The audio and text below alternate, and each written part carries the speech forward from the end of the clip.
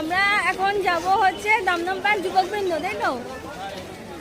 মোটামুটি দুপুর থেকে সন্ধ্যা হয়ে গেছে, অবস্থা খুব খারাপ, ঘেমে চুড়ে শেষ, নাজেহাল অবস্থা। কিন্তু ঠাকুর দেখতে হবে, প্রচুর ভিড় দমদম পার্কে। কালকে যা দেখেছি তার থেকে ডবল ভিড় হয়েছে। এখন আমরা যুবকবৃন্দের দিকে যাবো। প্রচুর ভিড়, প্রচুর ভিড়। দেখো ভিড়টা, দেখো। সেই লেনে যাওয়ার জন্য অনুরোধ করছি। মন্দিরের দিকে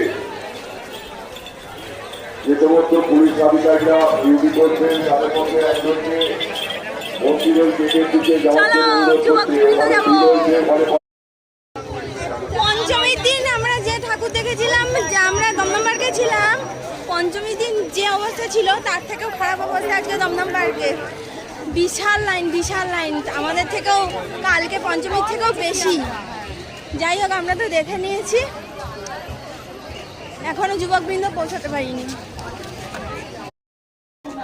এখন যাচ্ছি অর্জুনপুর অধিবাসী বৃন্দ দেখতে।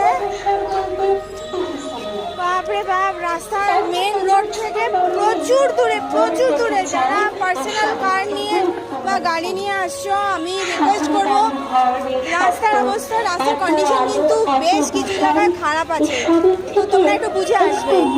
আর যারা হেঁটে আসছো তাদের 11 নম্বরে জোর প্রচুর থাকতে হবে, নইলে কিন্তু তোমরা এতটা হেঁটে পারবে না, প্রচুর। আর আমাদের অটো 50 টাকা পার হেড করে নিয়েছে, তোমরা বার্গেনিং করবে অটোর সঙ্গে, অটোতে বার্গেনিং করে কিন্তু অটোতে উঠবে।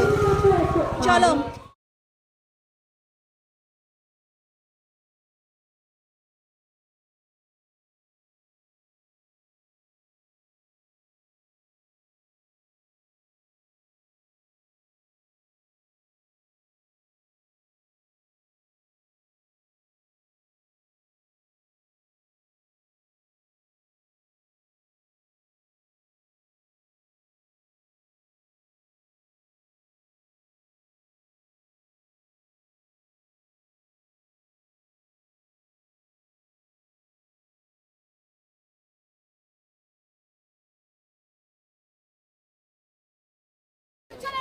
অর্জুনপুর আমরা সবাই ক্লাবে ঠাকুর যারা দেখতে আসবে তারা দয়া করে সকালবেলা এসো না, রাতেই এসো, 4টের পর বা 5টার পর এসো, নইলে কোনো লাইটিং দেখতে হবে না।